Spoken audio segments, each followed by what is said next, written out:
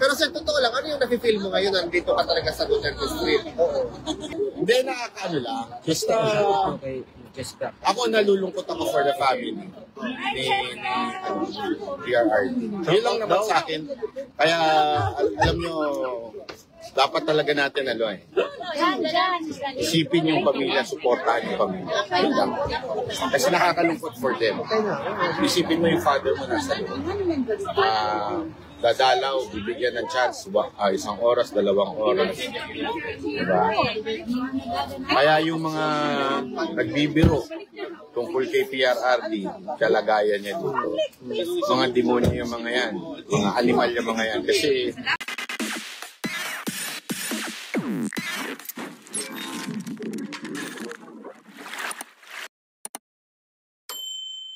Sir, anong masabi mo kay Sir Alvin? Oo, yan. Meet kayo ngayon.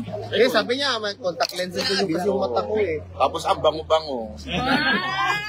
Happy baby, sir. Ano yung babango mo? Hindi ko alam eh. Hindi ko nga, nakalimutan ko na yung sinuot ko ngayon. Mga naman dami, ibig sabihin. Hindi ko naman, hindi. Kalimutan niya Hindi ko mata. alam mo, kasi birthday ko, di ba? Binigyan ako ng mga pabango. Kaya dapat pabango ko palagi, lalo na dumating si Panat Bay dito. Dapat ka talagang pagandaan yan kasi alam mo naman. Oh. Pero sir, totoo lang, ano yung nafe-feel mo ngayon nandito ka talaga sa Duterte Street? Oo. Kasi iba yung feeling. Oh. Feeling, sir, feeling. Feeling mo? Sir, I'm angry. Sabay tawa, I'm angry. Parang si ano lang yan pala, si... Hindi, nakakaano lang.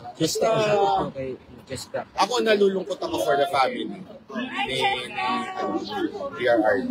Yun lang naman sa akin. Kaya, alam nyo, dapat talaga natin isipin yung pamilya, supportahan yung pamilya. Yun lang. Kasi nakakalungkot for them. Isipin mo yung father mo nasa loob. Dadalaw, bibigyan ng chance, isang oras, 2 oras. Diba? Kaya yung mga nagbibiro tungkol kay PRRD, kalagayan niya dito. Mga demonyo yung mga yan, mga animal yung mga yan. Kasi tayo naman, bumabanat din. Pero pag nakikita na natin yung kalagayan ng tao, halimbawa, yung kay Chris Aquino, nakikita natin gano'n. Hindi na natin inaano yun. Dapat ang banat lang yung issue. Huwag na natin yung idama yung mga iba pa. So, mga sensitive na bagay, hindi na dapat pinag-uusapan yun.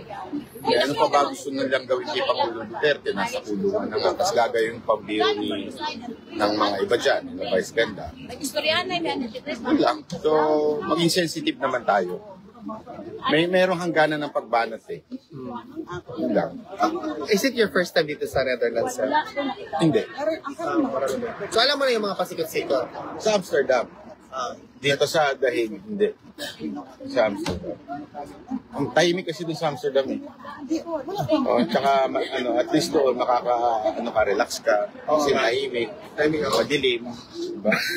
Sir, pag Den Haag, si Kuya Alvin, sa inyo dito. sir, paminsay ka kay Alvin and Teresa. Oo, bensay mo nga sa akin. At sa lahat ng... Alam mo, ito lang masasabi ko sa iyo as a vlogger. Ang pagbablog, iniiwan yan. Sa camera lang. Pagtapos, huwag ka na mag-feeling. Huwag ka nang lumaki yung ulo mo. Kasi alam mo yun ang kinasisira ng mga vlogger eh. Yung porket maraming mabati, maraming papapicture, maraming lumalaki ulo. Diba? Tandaan nyo, ang greatest enemy ng kahit sino tao ay pag lumaki na yung ulo. Na feeling nila, marami nang nakikinig, marami nang nanonood. Ano yan? Huwag kayo lumaki ulo mga vlogger. Yun ang mensahe ko sa lahat, not only sa iyo. Ikaw, hinahanga ka ng mga tao dito dahil napakasipag mo, napakabango mo, nakakontact lens ko pa. Kung hindi ako nakakontact lens, baka sa maniwala yung mga tao. So dapat humble lang kasi nga 'di ba, the first will be the last and the last will be the first. So laging ganun lang. Kasi isa lang naman ang purpose natin. It's really for our country. That's it. Kaya tayo nagbo-vlog, it's because for our country. Kung tama, palakpakan. Pag mali, banatan. Huwag na yung pati yung sarili, binubuhat pa, sino yung nauna, sino yung magaling, sino yung may access. Diba? Para tayo, tatanda na, lalo na yung mga matatanda dyan, may lupa na, panay pa yung pagyayabang, kayabangan ninyo. Tapos mayroon, kasi kanina pa ako na-intriga eh. Para saan ba yung nasa Batuta ba yan? Batuta ba yan? Camera yan. Kala ko, sabi ko baka May camera. papanatan ka mamaya pag may mga pasaway. Hindi, pero double purpose yan. Sa Paris at sa Barcelona, di ba? Pagka dinukutang ka, gano'n. Saka dito, pag may mga lumalapit yung kok. Mga ganun-ganun sa Amsterdam eh. Marami yun. Kok. Marami. Kok. Kok nga. Kok sabi. Akala ko po. Sir, inside ako kay Boss Lee. Uy, Boss D, yung kaibigan mo dito, si Ferrari, peace na daw kayo. Misunderstanding lang daw yun. Ano ba ito? Nakakatakot. Basta kasi nang-away eh. Bus dadag. Andito eh. Alam mo, dapat matutunan tayo yung mga malilit na biro-biroan. Yun lang ng biro-biro. Sinabi ko nga kaya, Roque, dapat doon sa kainan walang camera eh. Para walang nabibidyo, di ba? Sarap-sarap kumain eh. Tapos biglang, sino ba yun? Sino ba yung kaibigan mo? Ano mo to? Okay na. Sabi ko kaibigan Anong mo. naman kasi nito ni Kuya? Sa Batuta nagsimula. Sino ba yung kaibigan niya? Hindi kayo, asan yung kaibigan niya? Hindi ko alam ito eh. Pagyayakapin natin ni Wala Harry. dito. Grabe naman itong mga comment dito. Guys, ano lang yan? Parang ano, off record yun. Off record yun. Dapat love-love lang. Off record yun. Always love. Tanong kasi dito. Pahamak din to. Grabe. Ang daming star niya, ha? Oo. Hindi ka sa data. Ano yung ano? Pero nagulat ako, ha? Sa tanong niya. Kasi yung tingin niya ganun. Ano ba yung ano sa'yo? Iisip ko tuloy ba? Baka may nakabakat eh. Napaisip ko. Ito pala yun. Tanong din, ano yung Ha? Ito, opinion mo sa ano, strop waffle? Kasi pagkain Ingitin ko si Dada. Yan, si Ma'am Yui. Ma'am Yui, ito yung sinabi mo. Oh. Dadalhin daw ni Banat Day, ni Sir Banat sa ano. Dadaling ko pero di ko share sa inyo. Damot ako. Salamat, sir, ha? Sarap. Ayan na. Ayan na. Hindi yan. Yan. Ito na yun. Bakit di ka pupunta dito? Nagkatago ka na. Yan ang sinasabi ko sa inyo eh. Tirit-tirit kayo tapos Gang. Kuya, kay siya banat, gang. Banat ba talaga siya? Hindi nga, pag magaling, papalakpakan. Kaya nga, di ba, pero banat? actually hindi ko alam yung buong kwento. Hindi ko medyo nakinig lang ako nung diniscuss ni Lada pero hindi ko alam yung kwento. Pero kasi Lada ko anong pala yung stand ko? Yan yung galing kay ano? Just. Tsaka lahat. Hindi ka lahat.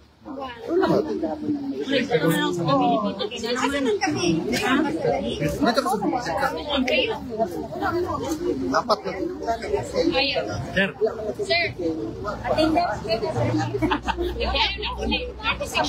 Bye, sir. Mas mahal ko kagabihin na Dito, sir. Dito ka dito, sir. dito sa pinabala sa ato.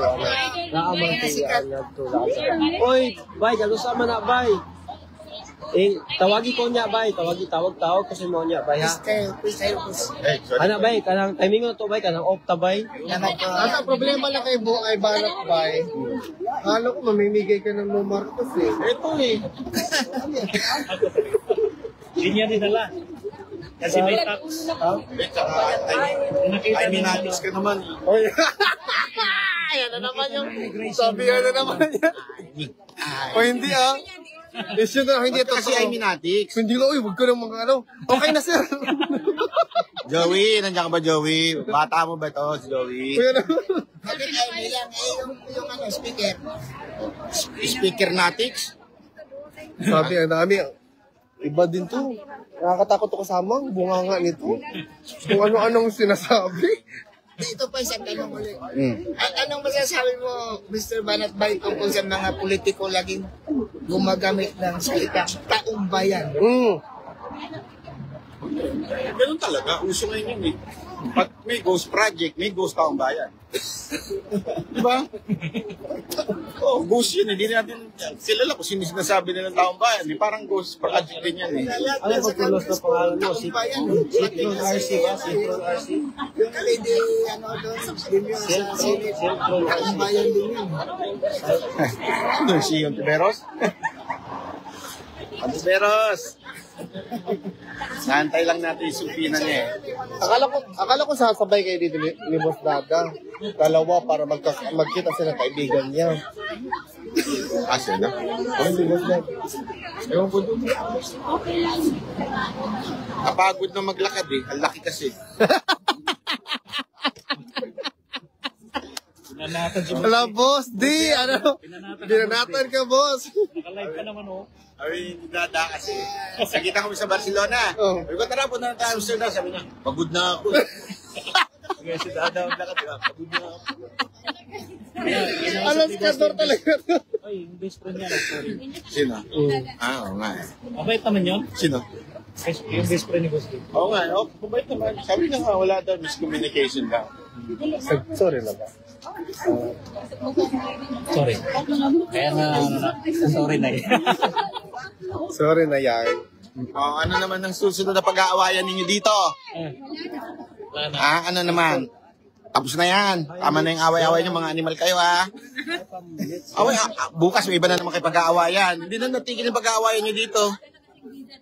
Oo. Ang dami yung pinag-aawayan. So, dapat pala, sir, no? Dapat pala, sir, wala na. Wala nang awayan. Tapos ng interview, pagkainan na, wala nang picture. Uy, totoo yan. Dapat pagkatapos ng off na, wala na. Away-away. Wala nang dumating dito yung matandang nag-away-away na kayo. Uy, nag-away-away. Happy-happy lang. Nakatakot ako kasama. Hindi natatakot yung bunganga nito. Umaalis. Happy-happy lang. Nakatakot.